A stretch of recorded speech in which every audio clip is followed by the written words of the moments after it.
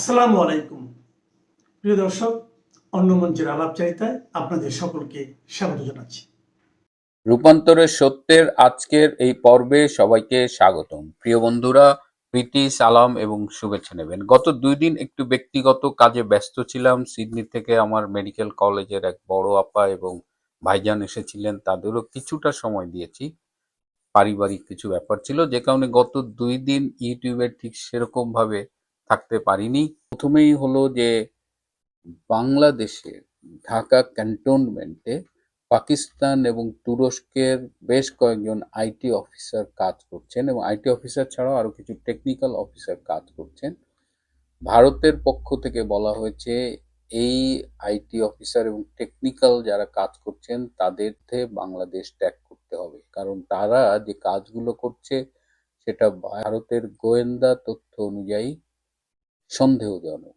সুতরাং এটি একটি বিষয়। এরপরে আরো আলোচনা হয়েছে যে ইন্ডিয়ান প্রতিনিধি দল খুব স্পষ্ট করে বলেছে, আপনারা এমন কিছু বলবেন না, শেখ হাসিনা সংক্রান্ত এমন কিছু বলবেন না যেটা আমরা একদিকে যেমন বলতে পারি না এবং যেটা শুনলে বাংলাদেশের প্রধানমন্ত্রী শেখ হাসিনা বিব্রত বোধ করেন। এটা ইন্ডিয়ান প্রতিনিধি দলের পক্ষ থেকে খুব স্পষ্ট করে বলে দেওয়া হয়েছে। ডক্টর খলিল কিন্তু একটা কথা বলেছেন যে অনওয়ার্ডস তিনি যতটা না ঢাকায় অফিস করবেন তার চেয়ে হয়তো বেশি অফিস তাকে কাতারেই করতে হতে পারে। তার মানে এই কাতারে আরো একাধিক বৈঠক হবে এবং আরো একটি বৈঠক আবার হওয়ার কথা। বাংলাদেশে তুরস্কের অ্যাক্টিভিটিস অনেক বেড়ে গেছে, এ ব্যাপারে একটা উদ্বেগ প্রকাশ করা হয়। পক্ষ থেকে বলা হয় যে বাংলাদেশে এই যে তুরস্ককে আনা, তুরস্কের অ্যাক্টিভিটিস এর পেছনে মূল ভূমিকা পালন করেছে জামাতে ইসলামী বাংলাদেশ। এটির জন্য আসলে ইউনূস সরকারের দায় খুব একটা বেশি না, জামাতি এই প্রসেসটাকে এনহ্যান্স করেছে আর কি। আর সেনাবাহিনী, বাংলাদেশ সেনাবাহিনীর এই মুহূর্তে 12,621 জন অফিসার এবং সৈন্য মিলিয়ে তারা রংপুর ডিভিশন এবং শিলিগুড়ির কাছাকাছি লালমনিরহাট এই এরিয়ায় অবস্থান করছে, যেটি স্বাভাবিক সংখ্যার চাইতে অনেক বেশি বলে ভারতের পক্ষ থেকে উদ্বেগ প্রকাশ করা হয়েছে। এত সৈন্য সমাবেশের কারণটা কি?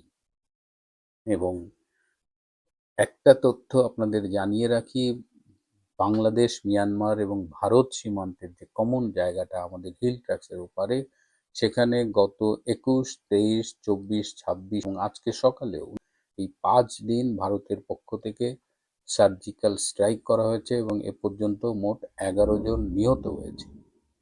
সো ভারত কিন্তু বাংলাদেশের সীমানা জুড়ে একটা সামরিক প্রস্তুতি নিয়ে রেখেছে, প্লাস ওই 3 দেশের সীমান্ত এলাকায় তারা সার্জিক্যাল স্ট্রাইক করছে।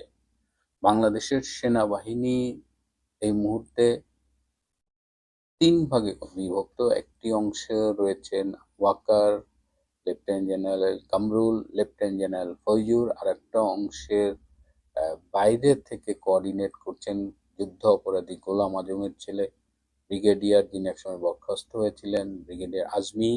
এবং আরেকটি অংশ যারা মূলত প্রো 71 এবং প্রফেশনাল, যারা পেশাগতভাবে, তারা কোনো এই গোলাম আজমের ছেলে গ্রুপ বলেন বা ওয়াকারের গ্রুপ না, তারা একদম পেশাদার সেনাবাহিনী হিসেবে কাজ করছে। সেটি নিয়েও সেখানে আলোচনা হয়েছে। কে দিল্লিতে শেখ হাসিনার কাছে ফোন করার চেষ্টা করা হয়েছিল, কিন্তু শেখ হাসিনার পক্ষ থেকে ফোনে কোনো সাড়া মেলেনি। শেখ হাসিনার পক্ষ থেকে স্পষ্টভাবে জানিয়ে দেওয়া হয়েছে যে ডক্টর ইউনূস কিংবা ডক্টর খলিল তারা আগে ঠিক করুক তারা কি চায়, কারণ তারা সকালে এক কথা বলে, দুপুরে আর এক কথা বলে, বিকেলে আর এক কথা বলে, রাত্রে আর এক কথা বলে, অর্থাৎ তাদের কথা এবং কাজে কোনো মিল নেই। এই অবস্থায় শেখ হাসিনা তাদের সাথে কথা বলতে আগ্রহী হননি এবং শেখ হাসিনার বার্তা clear, first you decide what you want to do.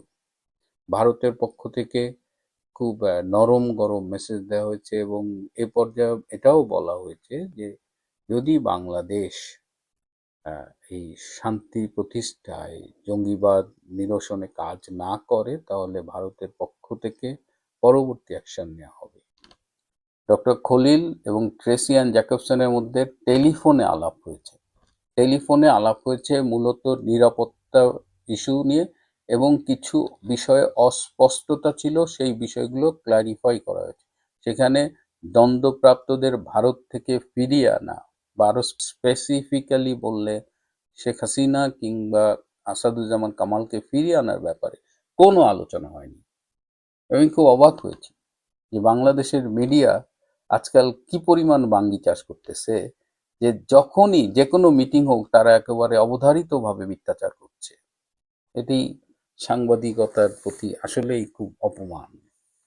এবং আহ, অনেকেই আজকাল মনে করছে যে ঢাকা আর নিরাপদ শহর নেই, তো ঢাকার নিরাপত্তা নিয়ে উদ্বেগ, সেটি নিয়েই ডক্টর খলিল এবং ট্রেসি অ্যান্ড জ্যাকবসনের মধ্যে আলোচনা হয়েছে। এবং আজকে সন্ধ্যায় অথবা কালকে ট্রেসি অ্যান্ড জ্যাকবসন ডক্টর ইউনূসের সাথে দেখা করতে পারেন, একটা সম্ভাবনা আছে। আর ট্রেসি অ্যান্ড জ্যাকবসন এখন কিন্তু তার শেষ দিনগুলোতে আছে, সো ট্রেসি অ্যান্ড জ্যাকবসন নতুন করে আলাপ করবে এবং শেখ হাসিনার ফেরার ব্যাপারে আলাপ করবে, কিংবা ডক্টর খলিল ভারতিক এই আলোচনাগুলো সেটার জন্য ট্রেসির সাথে কথা বলবে, সেই অবস্থাটা নেই। বাংলাদেশের পরিস্থিতি যে বদলাচ্ছে, এই পরিবর্তনটাকে আমাদের অ্যাকসেপ্ট করতে হবে, সেটা আমাদের পক্ষে যাক আর না যাক। প্রিয় বন্ধুরা, আজ এ পর্যন্তই। আপনি একটা কথা বলেছেন যে আপনি যে বিজিবির সাথে বাংলাদেশের জনগণ পাহারা দিচ্ছে সীমান্ত, এটা শুনে না আমার অট্ট হাসি আসতেছে এবং করুণা প্রকাশ করতে ইচ্ছা করতেছে বাংলাদেশের মুসলমান, বাংলাদেশের জনগণ এবং বাংলাদেশের বিজেপির প্রতি রইল আমার একরাশ করুণা। এরা যে কত বড় মুনাফেক এবং পাটপার তার একটা উদাহরণ দিই। যখন 12 লক্ষ রোহিঙ্গাকে পুশ ইন করা হলো, পুশ ইন না, ঘেটিয়ে ছেটিয়ে বাংলাদেশে পাঠিয়ে দেওয়া হলো, তখন এই মর্দে মুজাহিদ বাংলা জনগণ, বাংলাদেশের মুসলমান, বিজেপি, তখন অবশ্য বিটিআর নাম ছিল, এরা তখন কি চৌথ আসমানে চলে গিয়েছিল? আচ্ছা, তখন না হয় চৌথ আসমানে চলে গিয়েছিল, কারণ আওয়ামী লীগ ক্ষমতায় ছিল।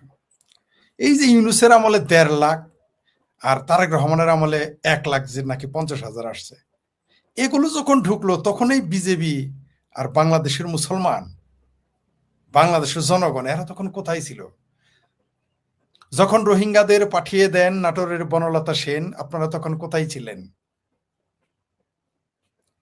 এদের যে হিপোক্রেসি এবং ভণ্ডামি এবং এদের যে সিলেক্টিভ মানবতা, বার্মার এই রোহিঙ্গা মুসলমানেরা হচ্ছে তারা বিদেশি এবং সন্ত্রাসী, তারা বার্মার ভাষা, আর বাংলাদেশের ভাষায় তারা বিদেশি বার্মিজ মুসলমান, আর বার্মার ভাষায় এরা হচ্ছে সন্ত্রাসী মুসলমান, সন্ত্রাসী রোহিঙ্গা।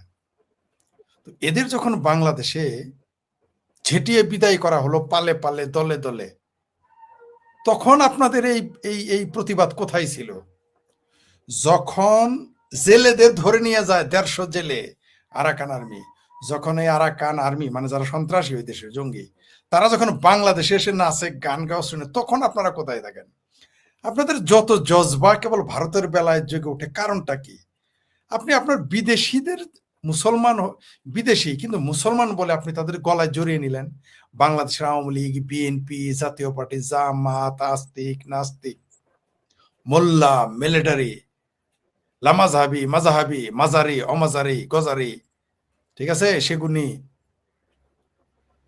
এমনকি আমাদের প্রিয় গণজাগরণ মঞ্চ, সবাই তাদের ওয়েলকাম জানাইল।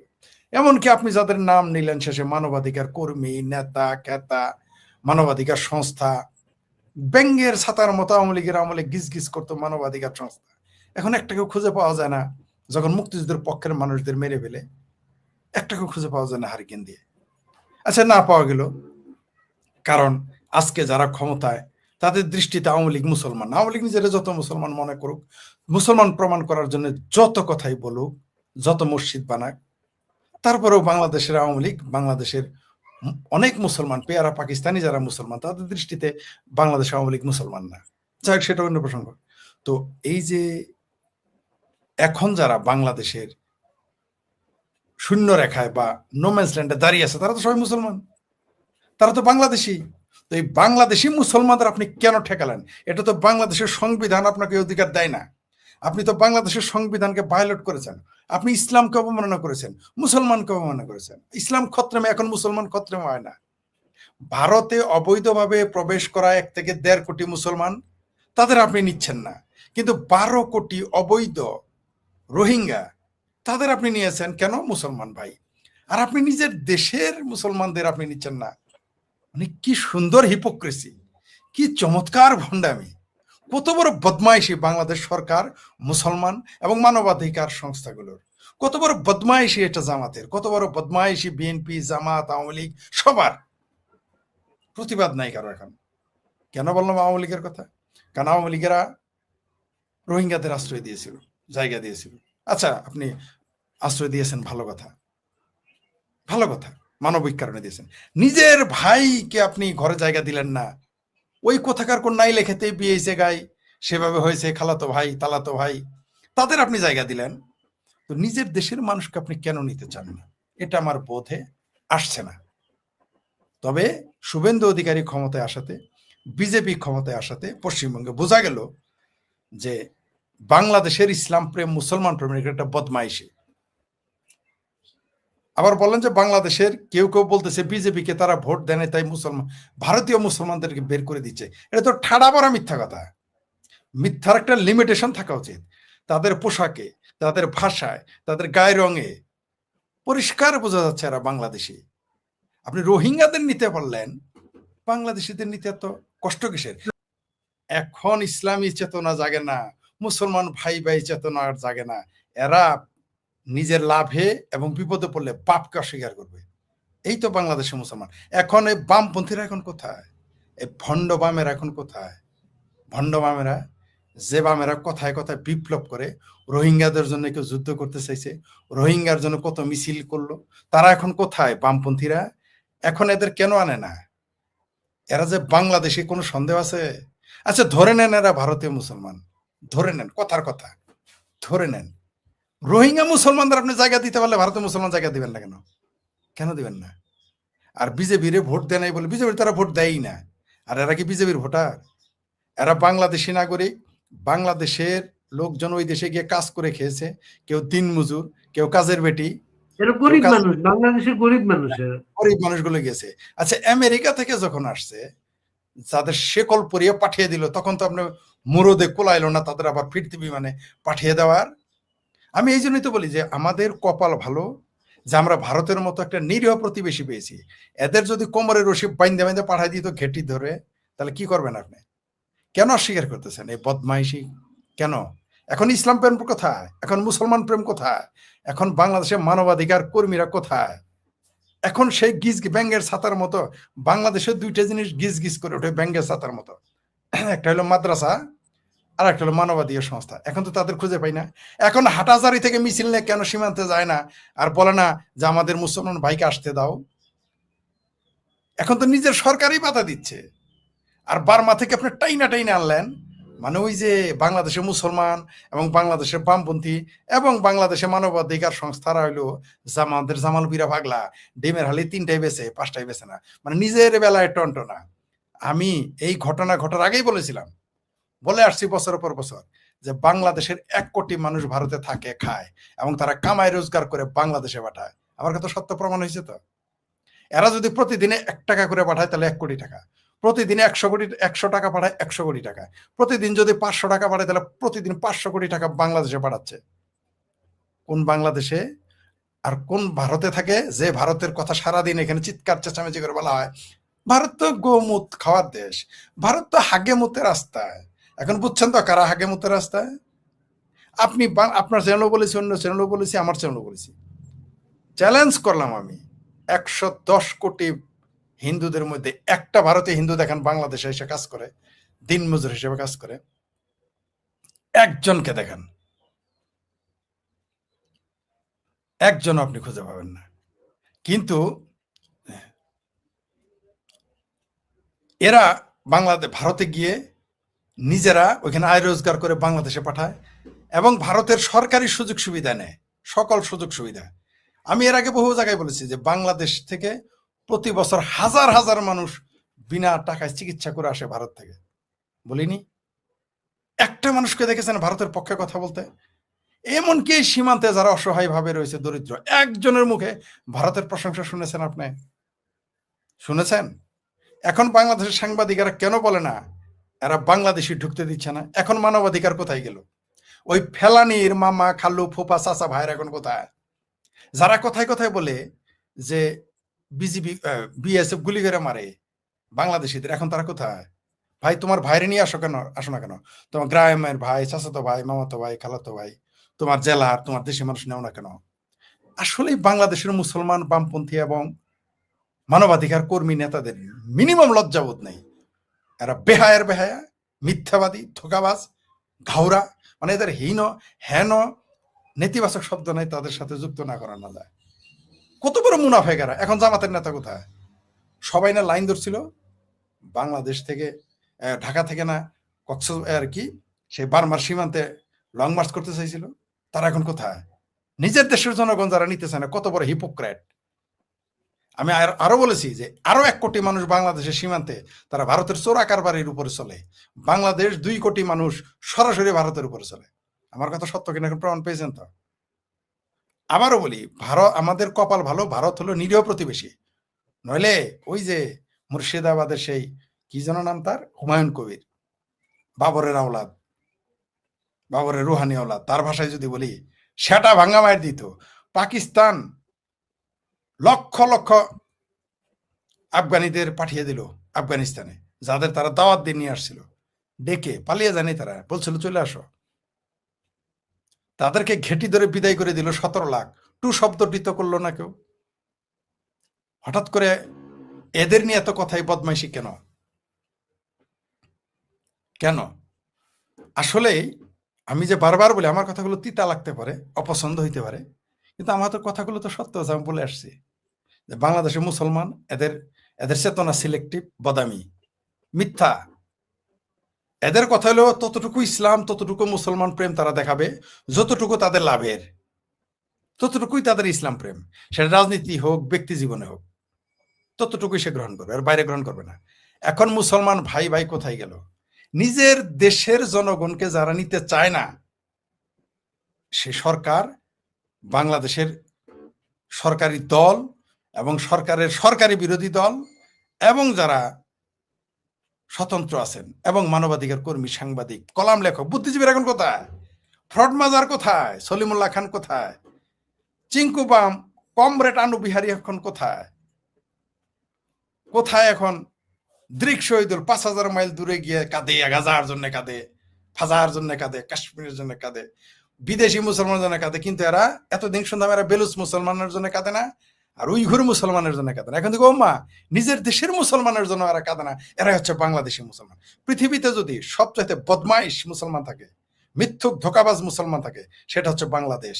পৃথিবীতে সবচাইতে বদমাইশ পাশবিক সরকার থাকে, গাজার জন্য কাঁদে, গাজার জন্য বিবৃতি দেয়,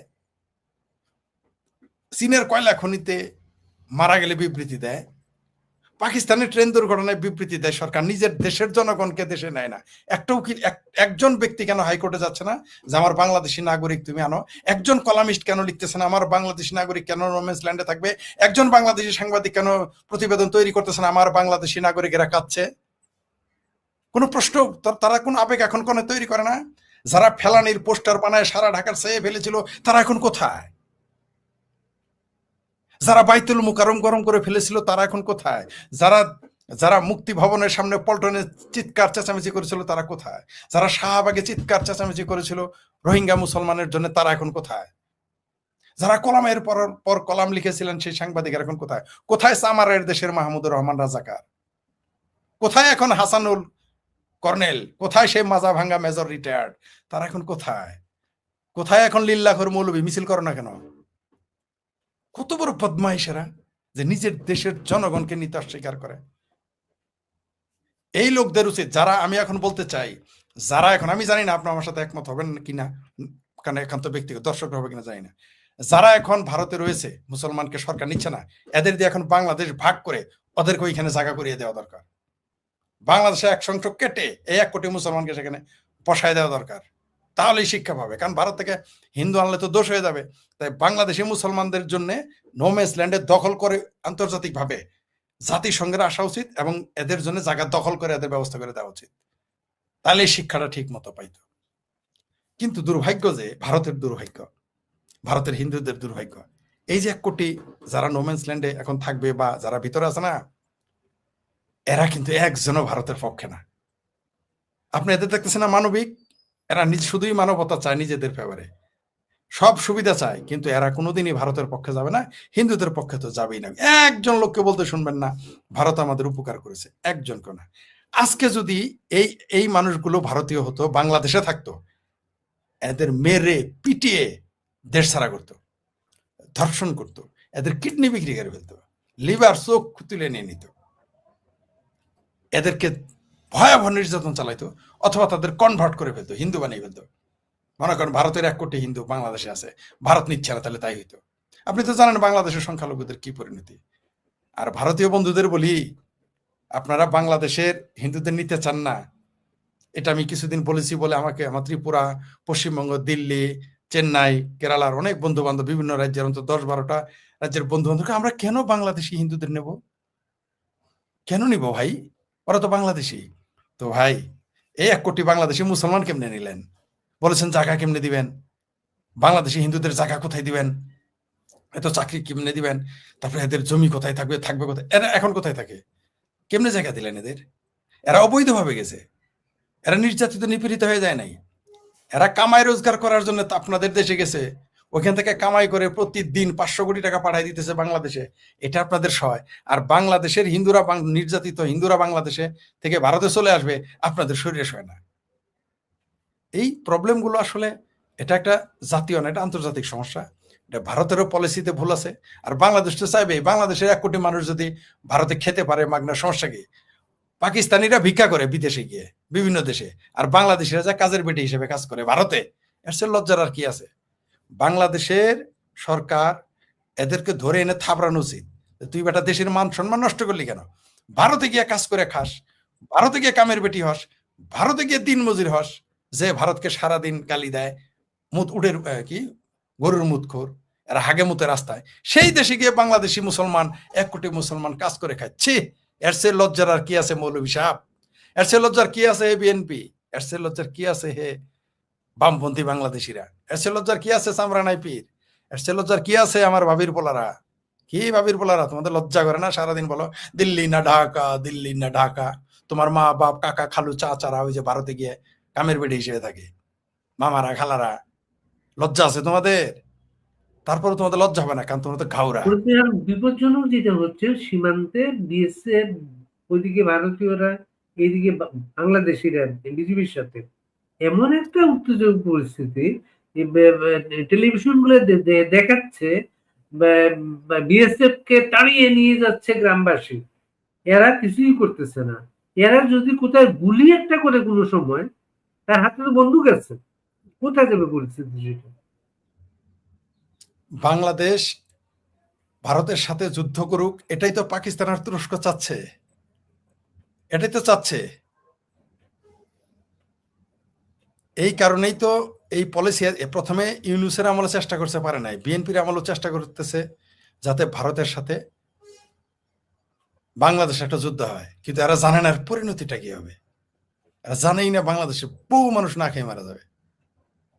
আমার মনে হয় এদের কপালে দুর্ভিক্ষ আছেই, কারণ ভারত এবার যদি ধরে, ভারত একটু বিপদে আছে কেন জানেন? তাদের আভ্যন্তরীণ শত্রু আছে প্রচুর। বাংলাদেশের যেমন পাকিস্তানি পন্থী আছে, ভারতে তেমনি প্রচুর ভারত বিরোধী মানুষ আছে। এই যে ককরোচ পার্টি আছে না, এদের এক সাক্ষাৎকার শুনলাম, সে বলতেছে ভারত 7 টুকরা এলেও সমস্যা নাই। দিল্লির দেশের রাজধানীর বুকে দাঁড়িয়ে বলতেছে যে ভারত 7 টুকরা এলেও সমস্যা নাই, প্রকাশ্য বলতেছে মিডিয়াতে এসে। তো এই সমস্ত ভারত বিরোধী কিছু মানুষ আছে বলে ভারত তার প্রতিবেশীর সাথে বেশি লাভালাভি করে না, জানে যে তার ঘরের শত্রু ভীষণ বিপদে ফেলবে।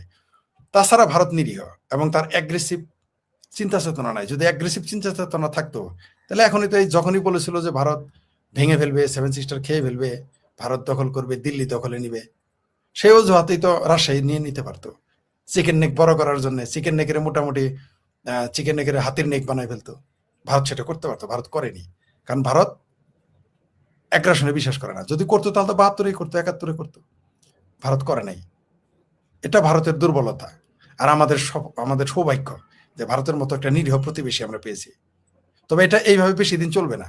ভারতকে যেভাবে চুলকানো হচ্ছে, যেভাবে খাওয়ানো হচ্ছে, যেভাবে চিমটি মারা হচ্ছে, কারণ আপনি চিমটি দিলেন, খাওয়াইলেন, মেনে নিবে, কিন্তু চোখের মধ্যে গুতা দিলে তো আর মানবে না। আমার কেন যেন মনে হচ্ছে যে বাংলাদেশ ভেঙে যাবে। কারণ হলো যে হয় রাজশাহী চলে যাবে, না হয় চিটাগাং চলে যাবে, অথবা চিটাগাং একটি খ্রিস্টান রাষ্ট্র হবে আর রাজশাহীতে একটি হিন্দু রাষ্ট্র হয়ে যেতে পারে, যেটা আপনার চ্যানেলে সহ বিভিন্ন চ্যানেলে আমি বলতেছি। এখন আরেকটা সম্ভাবনা দেখা দিয়েছে, সেগুলো এই যে বহিরাগত যারা অনুপ্রবেশকারী মুসলমান, এদের জন্য আলাদা প্লেস গড়ে তুলতে পারে। আর এটা তুরস্ক চাচ্ছে, পাকিস্তান চাচ্ছে একটা মারামারি হোক, কিন্তু বাংলাদেশের মানুষ না খেয়ে মারা যাবে। ভারতের কিছু ক্ষতি হবে, কিন্তু বাংলাদেশ ধ্বংস হয়ে যাবে, একেবারেই ধ্বংস হয়ে যাবে, একেবারেই টিকে রাখা যাবে না বাংলাদেশে প্রথম এরা তো যুদ্ধ করবে না, এরা জাস্ট খাদ্য রপ্তানি বন্ধ করে দিবে। খাদ্য রপ্তানি বন্ধ করে দিলে আপনি না খেয়ে মারা যাবেন, মানে আমাদের বাংলাদেশিরা না খেয়ে মারা যাবে, ঠেকে রাখা যাবে না। আমাদের মনে হয় সেই দিকে যাচ্ছে বাংলাদেশ। এইভাবে যদি চলতে থাকে তাহলে বাংলাদেশের মানুষ দুর্ভিক্ষে মারা যাবে। আজ থেকে নয়াদিল্লিতে শুরু হতে চলেছে ভারত বাংলাদেশ দুই দেশের সীমান্ত রক্ষী বাহিনীর মহাপরিচালক স্তরের বৈঠক। এরকম উচ্চ পর্যায়ের বৈঠক তারেক রহমান সরকারের আমলে এই প্রথম। আপনারা জানেন, দু দেশের সীমান্ত বেশ কিছুদিন ধরে রীতিমতো উত্তপ্ত। বিএসএফের দ্বারা বর্ডার কিলিং, সীমান্তে ভারতের কাঁটাতারের বেড়া দেয়া এবং অবৈধ বাংলাদেশিদের ভারত থেকে জোর করে বাংলাদেশে পুশব্যাক করা, এই সব নিয়ে, বিশেষ করে এই তিনটি বিষয় নিয়ে যখন দু দেশের সম্পর্কে যথেষ্ট উত্তাপ জমা হয়ে গেছে, তখনই এই বৈঠক। সুতরাং আজকের বৈঠক শুরুর দিনটিকে যে বিশেষ দিন হিসেবে মানতেই হয়, কারণ আলোচনার মাধ্যমে সমস্যা দূর করার লক্ষ্যে এই বৈঠক বসছে। তবে সত্যি করে বললে আমাকে বলতেই হবে, বড় কিছু আশার বাণী এই বৈঠক থেকে পাওয়া যাবে এমনটা আমার ভাবনায় নেই মানে নেই। কিন্তু পরিস্থিতি বদলের একটা ইঙ্গিত হঠাৎই চলে এসেছে বাংলাদেশের দিক থেকে। এসেছে বটে, তবে বাংলাদেশের রাজনীতি ও কূটনীতিতে এত ভোল বদল দেখা যায় অহরহ। কে কবে কি কথা বলছে, কবে আবার ঠোঁট উল্টে সে কথা অস্বীকার করছে, তার ঠিক ঠিকানা নেই। এই দেখুন না, বাংলাদেশের ফেব্রুয়ারির ভোটের আগে তারেক রহমান কত কি বলেছিলেন। তিনি বলেছিলেন আওয়ামী লীগের ওপর থেকে নিষেধাজ্ঞা প্রত্যাহার করে নেওয়া হবে, তাদেরকে গণতান্ত্রিক পর্যায়ের গণতন্ত্রের উৎসবে অংশগ্রহণ করার অনুমতি দেওয়া হবে, ইত্যাদি ইত্যাদি। কি হলো তারপর? তারেক রহমান নিজেই ঠোঁট উল্টে দিলেন। সুতরাং বাংলাদেশের স্বরাষ্ট্রমন্ত্রী সালাউদ্দিন আহমেদ সাহেব যে মন্তব্য করেছেন সেটা একেবারে বেদবাক্য, এমন ভাবার কোনো কারণ নেই। তবু যতক্ষণ না উল্টো বলছেন তিনি বা তার মন্ত্রিসভার প্রধান তারেক রহমান কিংবা বিএনপি সরকারের অন্য কোনো পদাধিকারী, ততক্ষণ তার মন্তব্য, মানে সালাউদ্দিন সাহেবের মন্তব্য অপরিবর্তনীয় ধরে নিয়ে এগোনো যাক। সালাউদ্দিন সাহেবের মন্তব্য ভারত বাংলাদেশ সীমান্তের উত্তাপ ঠান্ডা করে দিতে পারে এমন আশা করাটা অন্যায় হবে না। অন্তত সব গোলমাল পুরোপুরি না মিটলেও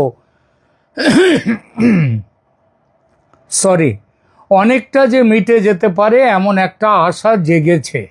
আশা করার বড় কারণ, তারেক রহমান সরকারের সবচেয়ে প্রভাবশালী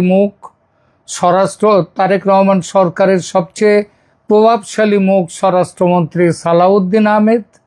আর সালাউদ্দিন আহমেদ এই মন্তব্যটি করেছেন এবং মন্তব্যের টাইমিংটা দেখুন, ঠিক ভারত বাংলাদেশের সীমান্ত রক্ষী বাহিনীর 4 দিন ব্যাপী নয়াদিল্লি বৈঠকের ঠিক কদিন আগেই তিনি কথাগুলো বললেন। আর এই কারণেই যে বৈঠকে বড় কিছু আশা পাওয়ার আশা কেউই করছিল না, না বাংলাদেশে না ভারতে, সেখানে একটা আশা অন্তত তৈরি হয়েছে। আশা তৈরি হয়েছে যে অন্তত সীমান্তের উত্তাপ প্রশমিত হয়ে এই বৈঠক থেকে নতুন রাজনৈতিক সমীকরণ শুরু হতে পারে আগামী দিনগুলিতে। কি বলেছেন বাংলাদেশের স্বরাষ্ট্রমন্ত্রী? এই বৈঠকের ঠিক আগেই গত সপ্তাহে 1 জুন ঢাকায় সচিবালয়ে এক প্রেস ব্রিফিংয়ে তিনি বলেছেন, সীমান্তে সবগুলো ঘটনায় বর্ডার কিলিং নয়।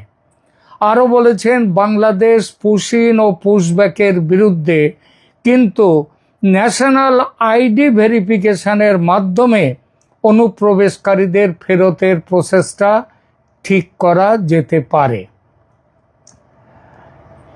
আর ভারত বাংলাদেশের সীমান্ত উত্তেজনার জন্য প্রধান যে 3টি কারণ আছে সেগুলো হলো: 1, ভারত কর্তৃক সীমান্তে কাঁটাতারের বেড়া দেয়া নিয়ে মতবিরোধ; 2, বিএসএফ কর্তৃক বাংলাদেশিদের নিহত করার ঘটনা বা বর্ডার কিলিংয়ের যে অভিযোগ বাংলাদেশ করে আসছে বহুদিন ধরে; এবং 3, বাংলাদেশের অনুমতি ছাড়াই ভারতে বসবাসকারী অবৈধ বাংলাদেশি নাগরিকদের জোর করে ফেরত পাঠানো, যাকে বলে পুশব্যাক। এই 3টি বিষয় সম্পর্কের সীমান্ত সম্পর্ক খুব খারাপ জায়গায় নিয়ে চলে গেছে। এক এক করে এই 3টি বিষয়ের আলোচনায় আসি। প্রথমে সীমান্তে কাঁটাতারের বেড়া নিয়ে কথা। এই বিষয়ে সরাসরি সালাউদ্দিন আহমেদ কিছু বলেননি, কিন্তু অনেক সময় মৌনং সম্মতি লক্ষণম হয়ে যায়।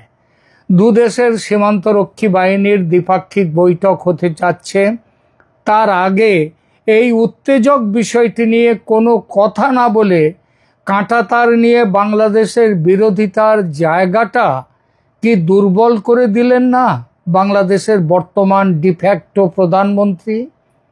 আপনি প্রিয় দর্শক, আপনি এই ব্যাখ্যার সঙ্গে সহমত না হতেই পারেন, কিন্তু একটা প্রশ্নের জায়গা যা আছে সেটা তো অস্বীকার করতে পারেন না। এরপর আসি বর্ডার কিলিং প্রসঙ্গ নিয়ে। সালাউদ্দিন সাহেব কি বললেন? স্বরাষ্ট্রমন্ত্রী পরিষ্কার করে বলেছেন, বর্ডার কিলিং হচ্ছে যদি অন্য দেশের বাহিনী কর্তৃক আমাদের সীমান্তে অথবা জিরো লাইনে এসে কোনো হত্যা বা কিলিং করে, সেটাকে আমরা বর্ডার কিলিং বা সীমান্ত হত্যা বলতে পারি। কিন্তু যদি অন্য দেশের বাহিনী তাদের সীমানার অভ্যন্তরে কেউ অপরাধে জড়িত থাকলে তাদের দেশীয় আইনে অ্যাড্রেস করে, অর্থাৎ গুলি করে মারবে কি মারবে না সেটা তাদের নির্ধারণ করার ব্যাপার, সেটা যদি করে তাহলে সেই হত্যাকে বর্ডার কিলিং বলা যায় না। অর্থাৎ বাংলাদেশের কেউ যদি অবৈধভাবে ভারতের সীমানায় যায় এবং গুলি খায়, সেটা বর্ডার কিলিং হবে না।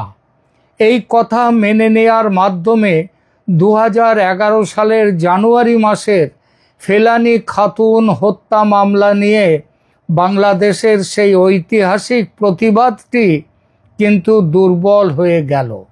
দুর্বল হলো এরকম বহু কেস। এই মন্তব্যের পর ভারত বাংলাদেশ সীমান্ত সংক্রান্ত রাজনৈতিক বিতর্কে নতুন মাত্রা যোগ হয়েছে। এতদিন সীমান্তে বিএসএফের গুলিতে কোনো বাংলাদেশি নিহত হলেই বর্ডার কিলিং করছে ভারত, এই অভিযোগ তুলে চিৎকার শুরু করে দিত বাংলাদেশ। কারা নিহত হতো, কেন নিহত হতো, কোথায় নিহত হতো? নিহত হতো বাংলাদেশ থেকে অবৈধ পথে যারা ভারতে ঢুকতে চাইতো, চোরা কারবার করত তারা। ভারতের সীমানার মধ্যে এসব মৃত্যু ঘটলেও বাংলাদেশ বলতো গুলি করবে কেন ভারতীয় বাহিনী, এটা মানবতা বিরোধী ইত্যাদি ইত্যাদি। লক্ষণীয় হলো যারা মরে তারা সবাই বাংলাদেশি। কিন্তু শুধু বাংলাদেশিরাই কেন মরে সীমান্তে? কারণ তারাই তো দেশ ছেড়ে ভারতে আসতে চায়। সীমান্তে তারাই গরু ইত্যাদি চোরাচালানের মূল অভিযুক্ত থাকে, তাদের সঙ্গে ভারতীয়রা থাকে, কিন্তু তারা বাংলাদেশের ভেতরে না গিয়ে ইন্ডিয়া পারেই থাকে। এবার এরকম মৃত্যুর ঘটনায় বাংলাদেশের বিজিবি ও মিডিয়ার চিৎকার অনেকটাই যে থামবে এটা বলা যায়।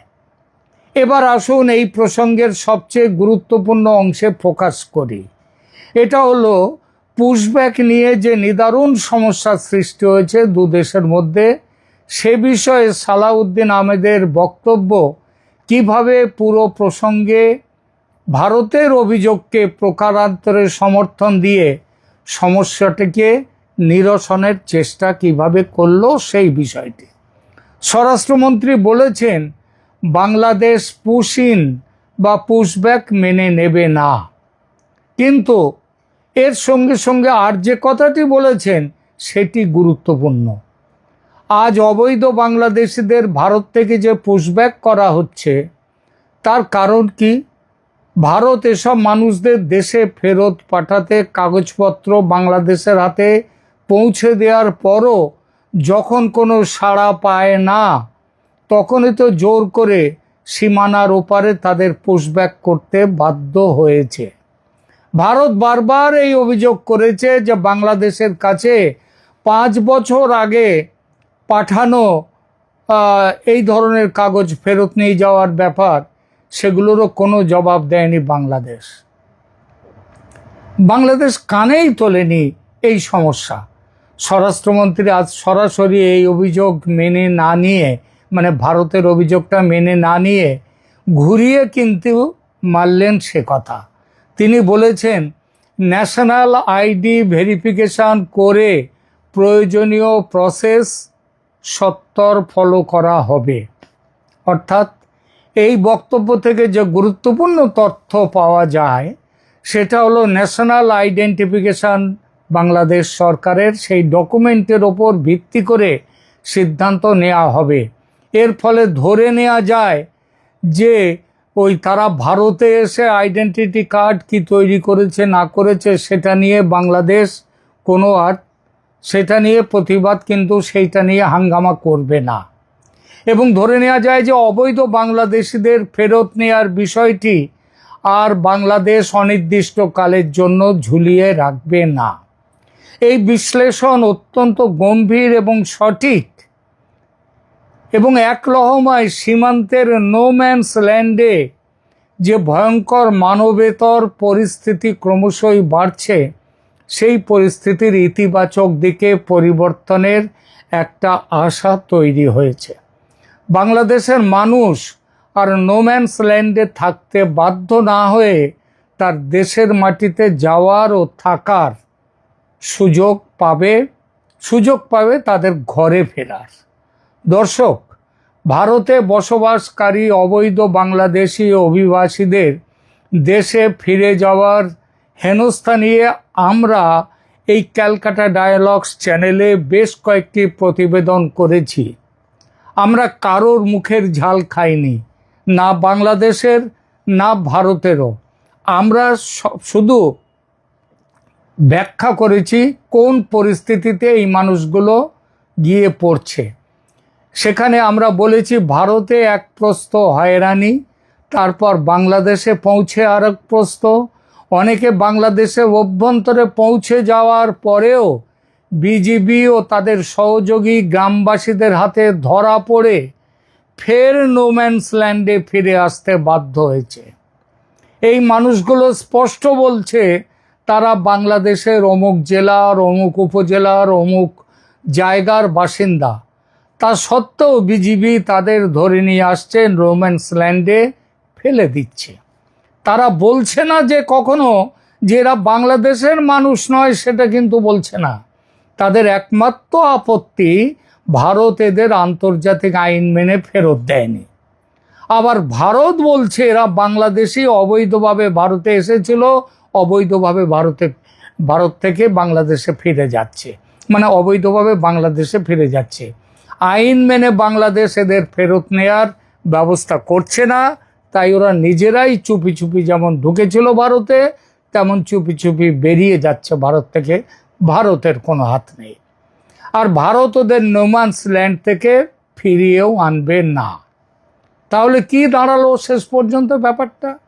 ওরা নোম্যান্স ল্যান্ডে রোদে জলে ভিজে না খেয়ে জল না পেয়ে মরবে, সাপের কামড়ে মরবে। ওরা বাংলাদেশি, কিন্তু কানুন মেনে ফেরত আসেনি ভারত থেকে, এই ওদের অপরাধ। তাই বাংলাদেশে নিজেদের বাড়িতে ফিরতে পারবে না। কি চমৎকার বক্তব্য ছিল বাংলাদেশ সরকারের এবং বর্ডার গার্ডস বাংলাদেশের, ভাবুন একবার।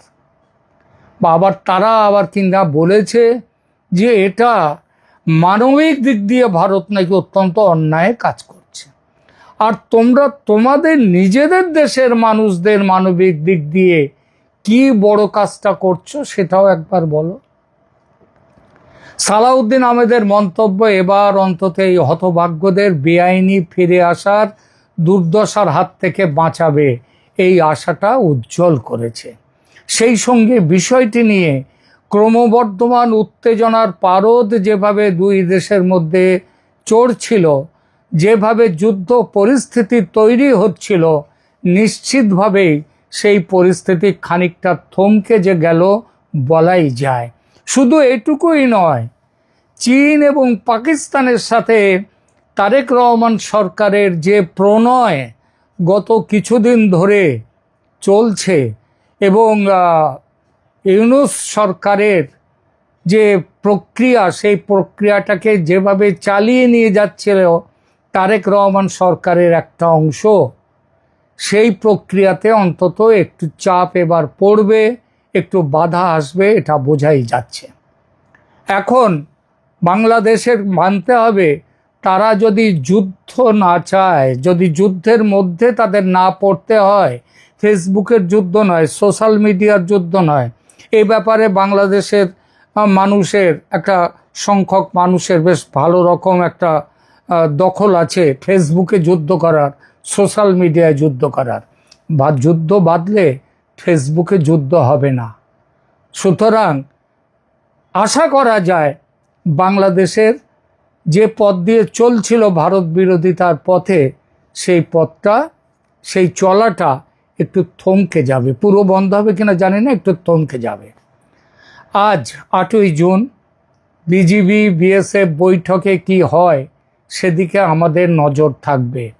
আমরা নিয়মিত দিয়ে যাব এই বিষয়ের কারেন্ট স্ট্যাটাস ও আপডেট। আমি মুফাজ্জিল ইসলাম, আল্লাহর ওলিদের ভালোবাসি। আমি ঘুরায় পেঁচায় কথা বলতে পারি না, সোজা কথা যেটা বলা উচিত সোজা করেই বলি। আওয়ামী লীগ বাংলাদেশের জন্ম দিয়েছে, গণমানুষের দল। আওয়ামী লীগের নেতাদের অনেক ভুল ছিল, অন্যায় অনেকেই করেছে, অনেক নেতা জঘন্য অন্যায় করেছে। কিন্তু বাংলার মাটিতে যদি রাজাকারের বাচ্চা জামাতিদের রাজনীতি করার অধিকার থাকে, আওয়ামী লীগের অবশ্যই বাংলাদেশের রাজনীতি করার অধিকার আছে। শহীদ রাষ্ট্রপতি জিয়াউর রহমান বহুদলীয় গণতন্ত্রে বিশ্বাস করতেন। আমি আহ্বান করব তারেক রহমানকে, বিএনপির নেতাদেরকে, কর্মীদেরকে, আপনারা আমার ডাকের সাথে সামিল হন। গণতন্ত্রের স্বার্থে, স্বাধীনতার স্বার্থে আওয়ামী লীগের রাজনীতির উপর সকল প্রকার নিষেধাজ্ঞা তুলে নিতে হবে, তুলে নেওয়া উচিত। অন্যথায় রাজাকারের বাচ্চাদেরকে প্রশ্রয় দেওয়া হবে, এবং অন্যথায় শহীদ রাষ্ট্রপতি জিয়াউর রহমানের আদর্শে বিরুদ্ধে যাওয়া হবে। একমত হলে আমার সাথে আওয়াজ তুলুন। আওয়ামী লীগ বাংলাদেশের রাজনীতিতে ফিরে আসবেই, আসতে হবে, আসতে দেওয়া উচিত এখনই। সম্মানিত দর্শক, ইন্টারনেটে একটি খবর বেশ ভাইরাল আকারে ঘুরে বেড়াচ্ছে। এই খবর কি কোনো বট বাহিনী প্রচার করছে, নাকি ডক্টর মোহাম্মদ ইউনূসের লোক, নাকি কোনো সংগঠন, নাকি এমনি এমনি এই খবর প্রচারিত হচ্ছে, অথবা এই খবরে কোনো বেসিক এবং ফান্ডামেন্টাল সত্যতা রয়েছে? আমি বলতে পারবো না। খবরটা হলো এই যে এইবার ডক্টর মোহাম্মদ ইউনূস তিনি জাতিসংঘের মহাসচিব হচ্ছেন। তো আলোচনা হচ্ছে, ইউনূসের যারা ভক্ত তারা তো মহা খুশি যে স্যার এটা হতেই পারেন। জাতিসংঘের যিনি বর্তমান মহাসচিব আছেন জনাব অ্যান্থনি গুতেরেস, তিনি শিক্ষাগত যোগ্যতায় বয়সে ডক্টর মোহাম্মদ ইউনূসের কাছে শিশু। এছাড়া ডক্টর মোহাম্মদ ইউনূসের আস্থাভাজন, করুণাভাজন, তার শিষ্য, তিনি যাকে নিয়োগ দিয়েছেন সেই ব্যক্তি এখন জাতিসংঘের সবচেয়ে আনুষ্ঠানিক সেলিব্রিটি যে পোর্টফোলিও রয়েছে, মানে দৃশ্যত যেমন জাতীয় সংঘের সবচেয়ে ইফেক্টিভ এবং পাওয়ারফুল সংস্থা হলো নিরাপত্তা পরিষদ। সেটির 5 জন স্থায়ী সদস্য আছে, আপনারা সবাই জানেন। এবং সেখানে নিরাপত্তা পরিষদের যারা সদস্য, ওই নিরাপত্তা পরিষদের যিনি চেয়ারম্যান থাকেন, কার্যকরী কমিটির যারা সদস্য থাকেন, তারা অত্যন্ত শক্তিশালী। কিন্তু আমরা যেটা দেখি সেটি হলো জাতিসংঘের সাধারণ পরিষদের বার্ষিক অধিবেশন, জেনারেল অ্যাসেম্বলি, যেখানে সবাই যান। একজন সভাপতি মনোনীত হন 1 বছরের জন্যে, এবং যারা রাষ্ট্রপ্রধান, সরকার প্রধান সেখানে বক্তব্য দিতে যান, সবাই তাকে মাথা নুইয়ে কুর্নিশ করে পার্লামেন্টে বা উচ্চতর আদালতে যেভাবে বিচারকরা বসেন সেইভাবে সেই সাধারণ পরিষদের সভাপতি বসে থাকেন এবং তাকে অ্যাড্রেস করে, মাননীয় স্পিকারকে অ্যাড্রেস করে যেভাবে কথা বলা হয়, মাই লর্ড যেভাবে বিচারপতিকে, প্রধান বিচারপতিকে বা সিটিং জাজ যিনি মানে এখানে প্রেসাইড ওভার করেন, তাকে উদ্দেশ্য করে যেভাবে আইনজীবীরা কথাবার্তা বলেন, ঠিক সেইভাবে তাকে সম্বোধন করতে হয়। তো সেই দিক থেকে যেটা হচ্ছে যে ডক্টর মোহাম্মদ ইউনূসের যিনি স্নেহভাজন জনাব খলিলুর রহমান, বাংলাদেশের পররাষ্ট্রমন্ত্রী, তো বাংলাদেশের পররাষ্ট্রমন্ত্রী জনাব খলিলুর রহমান অনেক যোগ্যতম ব্যক্তি, কিন্তু আমরা তাকে চিনতাম না, আমরা তাকে জানতাম না। আমরা তাকে জেনেছি ডক্টর মোহাম্মদ ইউনূসের কল্যাণে। আর তাকে যতটুকু পরিচয় করিয়ে দিয়েছেন তার গুরুত্ব এবং তার বিশালত্ব সম্পর্কে, সেটা হলো প্যারিস থেকে পিনাকি ভট্টাচার্য। তো সেই ক্ষেত্রে সেই খলিলুর রহমান সাহেব যদি জাতিসংঘের সাধারণ পরিষদের সভাপতি হতে পারেন, তাহলে ডক্টর মোহাম্মদ ইউনূসের জন্য জাতিসংঘের মহাসচিব হওয়া এটা কোনো ব্যাপারই না। এটা ডিমও না, ডিম ভর্তাও না, আলু ভর্তাও না। এটা উনি চাইলেই হতে পারেন, এটা ওনার যারা লোকজন তারা বিশ্বাস করে। এবং উনি যাদেরকে তৈরি করেছেন ওনার চারিপাশে, এটা এক ধরনের ইংরেজিতে একটি শব্দ আছে, সেডাকশন, মানে সবাইকে মোহবিষ্ট করে, মোহগ্রস্ত করে তুমি কেমন করে গান করো হে গুণী। আমরা যেভাবে গুরুদেব বানাই, আমরা যেভাবে পীর বানাই, আমরা যেভাবে মাজারকে পুজো করি, আমরা যেভাবে তাল গাছকে পুজো করি, বট গাছকে পুজো করি, বা আরও অনেক দেবালয়কে কেন্দ্র করে আমরা অনেক কিছুই করি, তদ্রূপ কিছু মানুষ আছে যারা এই দুনিয়াতে একটা মোহ তৈরি করতে পারে, সেটা যেভাবেই হোক না কেন, এ যুগে আছে, আদি যুগে ছিল। তো সেই দিক থেকে আপনি ধরুন ভগবান রজনীশ, আমেরিকার মতো জায়গাতে তার কোটি কোটি ভক্ত। আবার স্বামী বিবেকানন্দ, সারা দুনিয়াতে তার কোটি কোটি ভক্ত ছিল। তো সেই দিক থেকে ডক্টর মোহাম্মদ ইউনূস তিনিও একটা মোহমুগ্ধ আন্তর্জাতিক ভক্তকুল তৈরি করেছেন, যারা আনকন্ডিশনালি তাকে ভালোবাসে।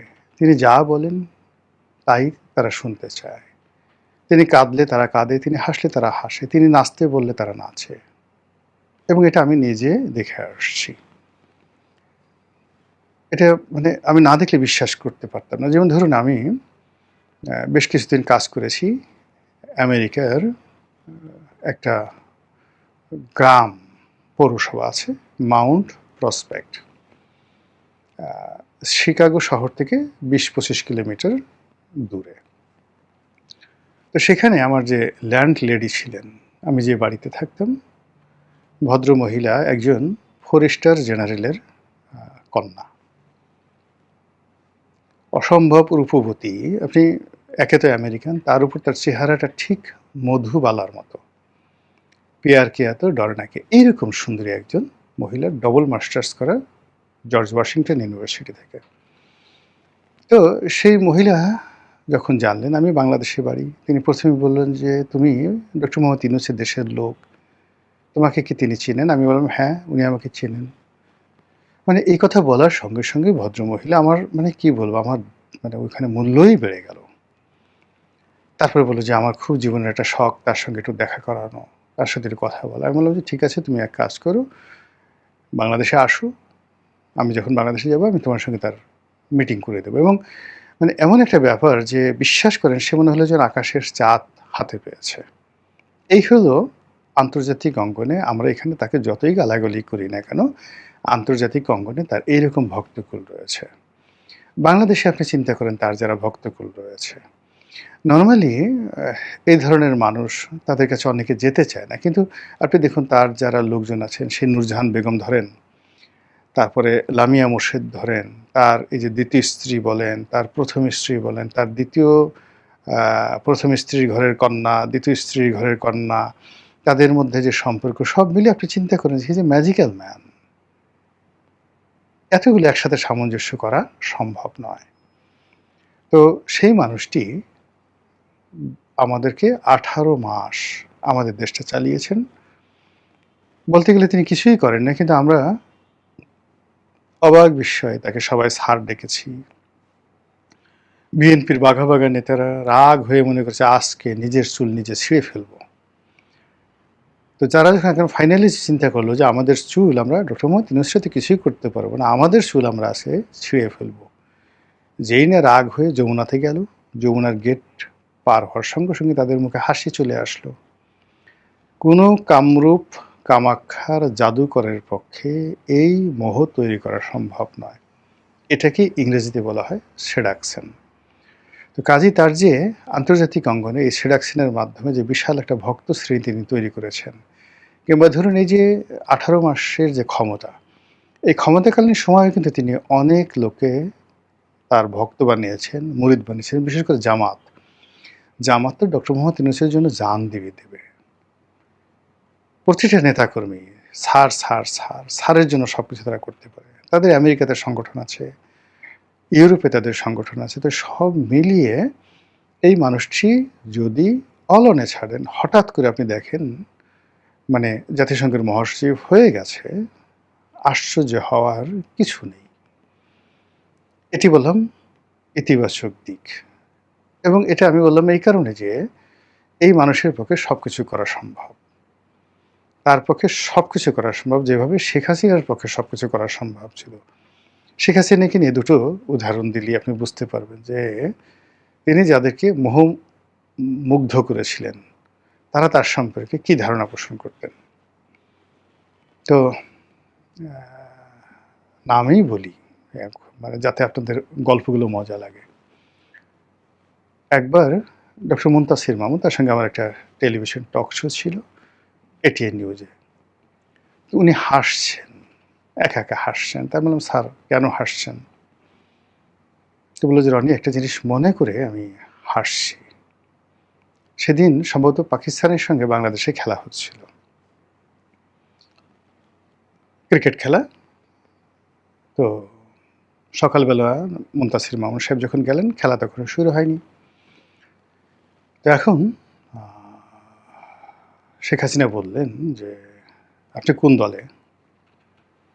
তো উনি বললো যে আমি তো পাকিস্তানের সাপোর্টার। মুনতাসির মামুন তো বললো পাকিস্তানের সাপোর্টার, আপনি তো আজকে ফেল করবেন, আজকে বাংলাদেশ জিতবে। তো মুনতাসির মামুন বললো যে ম্যাডাম বা আপা, এটা কী করে সম্ভব? এটা তো একেবারে হবার নয়। বলা যে এটা সম্ভব। বলে কীভাবে? বলে আমি স্বয়ং গ্যালারিতে থাকবো, আমাকে দেখলে আমার প্লেয়াররা এত খুশি হয়ে যাবে এবং আমি গ্যালারিতে থাকা মানেই বাংলাদেশ দল জয়লাভ করবে। সালটা আমার মনে নেই। আমরা যখন টক শোতে গেলাম তার আধা ঘন্টা বা 15 মিনিট আগে ওই খেলাটার ফলাফল ঘোষিত হলো এবং বাংলাদেশ সেদিন পাকিস্তানকে পরাজিত করে জিতে গেল। ওই দৃশ্য দেখে মুনতাসির মামুন রীতিমতো টাসকি খেয়ে গেলেন যে হাউ ইট ইজ পসিবল, এতটা প্রফেসি থাকে কি করে একটা মানুষের। এতটা অলৌকিক ক্ষমতা থাকে কি করে? এই গেল একটা। ২ নম্বরে হলো যে আমাদের ধীরেন্দ্রনাথ শম্ভু বরগুনার এমপি। খুব ভালো সম্পর্ক, বন্ধুর মতো সম্পর্ক। তা আমি এমপি না ২০২১ সনের দিকে সামহাউ জেলা রাজনীতিতে সে ফ্রাস্ট্রেটেড। তো আমাকে একদিন বলতেছিল যে, "রনি, ভবিষ্যতে দেখতেছি না, তোমারও নাই আমারও নাই।" তা আমি বললাম যে, "কেন?" দিন যত যাচ্ছে শেখ হাসিনার ক্ষমতা বাড়ছে, বুদ্ধি বাড়ছে, চেহারা বাড়তেছে, শক্তি বাড়তেছে, কোনো কিছুতে তো ঘাটতি লক্ষ্য করতেছি না। গেল এটা ধীরেন্দ্রনাথ শম্ভুর কথা। এবার আসেন ঢাকা বিশ্ববিদ্যালয়ের ২ জন মানে ভাইস চ্যান্সেলর। একটা অনুষ্ঠানে আমি ছিলাম, তো আমার পাশে এই যে বিখ্যাত ভাইস চ্যান্সেলর যিনি মানে যাকে সমালোচিত হয়েছেন চা, সমোসা, সিঙ্গারা এই নামে। তো তিনি আমার পাশে বসছেন। আর একটু দূরে তিনি বসছেন হলো ডক্টর আরিফিন সিদ্দিকী সাহেব। তো ডক্টর আরিফিন সিদ্দিকী সাহেবের সঙ্গে আমার ব্যক্তিগত সম্পর্ক দীর্ঘদিনের। কিন্তু ওই যে বর্তমান যিনি ভাইস চ্যান্সেলর ছিলেন সেই সময়টাতে তার সঙ্গে আমার ব্যক্তিগত পরিচয় ছিল না, কিন্তু আমার ছোটো ভাইয়ের ডাইরেক্ট টিচার তিনি। আর তার ছেলে এবং আমার ছেলে ঢাকা কলেজে একসঙ্গে পড়তো। তো তিনি আমার সঙ্গে খুব ভাব জমালেন, কথা বললেন যে, "রনি ভাই, আপনার ভাই আমার ডিপার্টমেন্টের ছাত্র, ইতিহাসের ছাত্র বা ইসলামের ইতিহাসের ছাত্র। আমি আপনার ছেলে, আমার ছেলে একসাথে পড়তো। আমি আপনার খুব ভক্ত", খুব ইত্যাদি ইত্যাদি কথাবার্তা বলছে। তা আমি দুষ্টামি করে বললাম যে, "এই যে আপনি আমার সাথে এত আন্তরিকতা নিয়ে কথা বলছেন, আমি তো এখন আর মানে যাকে বলে আওয়ামী লীগে নেই, আমি তো এখন বিএনপিতে। তো ওই যে আরিফিন সিদ্দিকী সাহেব, তিনি যদি দেখেন আর গিয়ে নেত্রীকে বলে দেন যে আপনার ভাইস চ্যান্সেলর গোলাম মোল্লা রনির সাথে এভাবে গলাগলি করতেছে।" তো উনি আমার এই কথাটা শুনে ভয় পেয়ে গেলেন। বললেন যে, "আপনি ঠিকই বলেছেন রনি ভাই। আরিফিন সিদ্দিকের পক্ষে এটা সম্ভব। He can do everything. আর আরিফিন সিদ্দিকী যদি এই কথা বলে তাহলে শেখ হাসিনা বিশ্বাস করে এবং তার পক্ষে সব কিছু করা সম্ভব।" তো এই যদি হয় শেখ হাসিনার সম্পর্কে তার আশেপাশের লোকজনের বক্তব্য, একেবারে ৩টি প্র্যাকটিক্যাল, আপনারা মানে এদের সঙ্গে চেক করতে পারেন, তারা সবাই জীবিত আছেন। তো সেক্ষেত্রে ডক্টর মোহাম্মদ ইউনূস সম্পর্কে তার যারা লোকজন আছে একই চিন্তা করে, তার পক্ষে সব কিছু সম্ভব। এটা হলো ইতিবাচক। আর নেতিবাচক হলো যে he needs some breathing time. সারা বাংলাদেশ তার বিরুদ্ধে মিছিল করতে চাচ্ছে, তাকে ধরতে চাচ্ছে, ঢিল মারতে চাচ্ছে, মামলা দিতে চাচ্ছে, মোকদ্দমা দিতে চাচ্ছে, বাপ মা তুলে গালাগালি করতে চাচ্ছে। কিন্তু কার্যত এই মুহূর্তে তার হাতে কোনো অস্ত্র নেই, তার কার্যত কোনো ক্ষমতা নেই, তার কোনো ন্যারেটিভ তৈরি করার মতো কোনো অবস্থা নেই। কোনো মিডিয়া, দেশি বিদেশি কেউ তাকে নিয়ে মাতামাতি করছে না। তার একটা ফেসবুক পেজ আছে, সেখান থেকে মাঝে মধ্যে সে বিবৃতি দিচ্ছে, ইউনূস সেন্টারের পক্ষে বিবৃতি দিচ্ছে। তাও মানে এটার কতটা লাইক হলো এটা যেন মানুষ দেখতে না পারে, এজন্য ওটা অফ করে রাখা হয়েছে। এই হলো তার বাস্তবায়ন অবস্থা। তো সেক্ষেত্রে যেহেতু তিনি মার্কেটিংয়ের মানুষ, প্রতিপক্ষকে ভয় দেখানো, তার কদর সৃষ্টি করা, অন্ততপক্ষে ১-২ মাস ৩ মাসে যে যতদিন পর্যন্ত জাতিসংঘের মহাসচিব, নতুন মহাসচিব দায়িত্বভার গ্রহণ না করেন, ততদিন পর্যন্ত যদি মানুষকে ভয় দেখানো যায়, ইভেন তারেক রহমানকে ভয় দেখানো যায়, শেখ হাসিনাকে ভয় দেখানো যায়, দিল্লিকে ভয় দেখানো যায়, নরেন্দ্র মোদীকে ভয় দেখানো যায়, তাহলে সেটা তার জন্য একটা বিরাট প্রাপ্তি। হলেও হতে পারে, আবার নাও হতে পারে। মহান আল্লাহ আমাদের সবাইকে হেদায়েত দান করুন এবং হেফাজত করুন। আসসালামু আলাইকুম ওয়া রাহমাতুল্লাহি ওয়া বারাকাতুহু।